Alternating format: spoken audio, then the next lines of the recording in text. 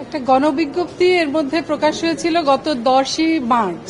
এটাতে বিভিন্ন রাজনৈতিক দলকে পুরনো আইনে, ফ্যাসিবাদী আমলের আইনে রাজনৈতিক দল নিবন্ধনের জন্য আহ্বান জানানো হয়েছে। সেই আইনে এই গণবিজ্ঞপ্তিটা কেন অবৈধ ঘোষণা হবে না এই মর্মে একটা রুল জারি হয়েছে আজকে, এবং রিট পিটিশন নাম্বার 5521। এটাতে একটা এই পিটিশনার অ্যাডভোকেট হাসনাত কাইয়ুম, যিনি রাষ্ট্র সংস্কার আন্দোলনের প্রধান সমন্বয়কারী, তার দলের সাপেক্ষে একটা স্থগিতাদেশ আমরা পেয়েছি। এই হচ্ছে আমাদের বর্তমান এই রিটের ফলাফল।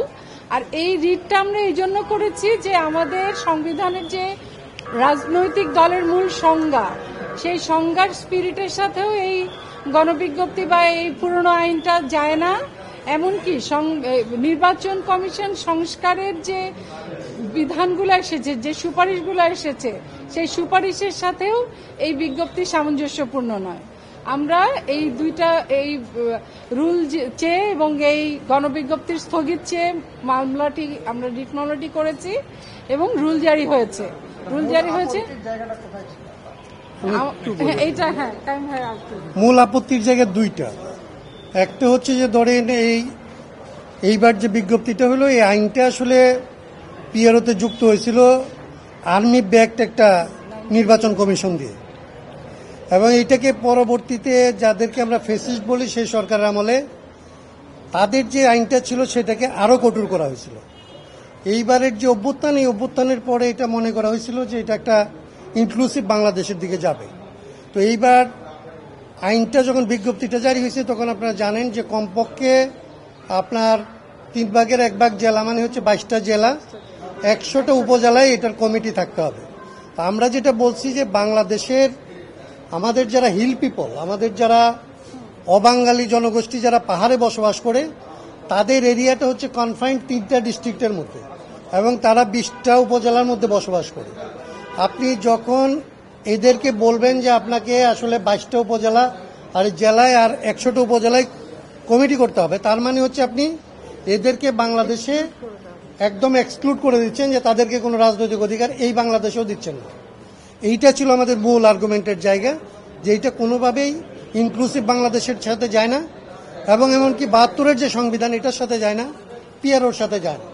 এবং ডেফিনেশন যেটা আছে বাংলাদেশের সংবিধানে রাজনৈতিক দলের যে সংজ্ঞা আছে, সেইখানে এরকম কোনো সাইজকে গুরুত্ব দেওয়া হয় না। সেখানে বলা হয়েছে যে এটার একটা ডিস্টিংটিভ আইডিয়া আছে কিনা, কিছু মানুষ এটার সাথে আছে। যে সাইজটা করা হয়েছে এটা হচ্ছে আসলে সংবিধানের স্পিরিটের পরিপন্থী। এইটা এর আগে আর্মিরা করছিল, আওয়ামী লীগ করছিল, কিন্তু এই সরকার এটা করতে পারে। এবং এই নির্বাচন কমিশন এইবারের যে রিফর্ম কমিশন হলো, সেই কাজটাকে ফ্রাস্ট্রেট করার জন্য তড়িঘড়ি করে ওই রিকমেন্ডেশনগুলির ব্যাপারে কোনো সিদ্ধান্ত না নিয়ে তারা পুরনো আইনে এই কাজটা করছে। এটাকে আমরা মনে করি যে এই নির্বাচন কমিশনের এক ধরনের মেল প্র্যাকটিস কিংবা ব্যাড ইন্টেনশন আছে। এটাকে আমরা কোনোভাবেই অভ্যুত্থানের সাথে সঙ্গতিপূর্ণ নির্বাচন কমিশন মনে হচ্ছে না, এবং তাদের এই কাজটাকে আমরা আসলে বাংলাদেশের সংবিধান এবং যে সংবিধান আমরা চাই সেটার সাথে কোনোভাবেই যায় না। সেই জায়গাগুলি আমরা সংবিধান আলোকে আসলে আমাদের পিটিশনে বলছি।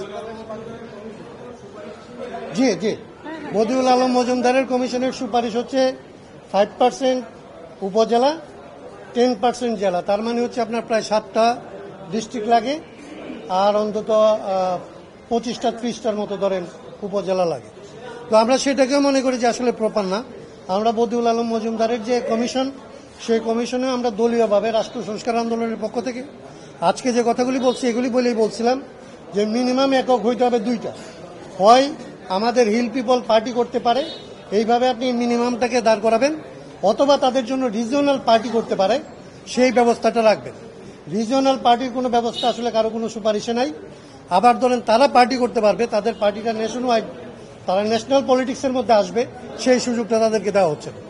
তাহলে তাদেরকে আপনি ন্যাশনাল পলিটিক্সে কোনো সুযোগ না দিয়ে আপনি ইনক্লুসিভ বাংলাদেশের গল্প বলতেছেন। এটা হচ্ছে স্পিরিটের পরিপন্থী।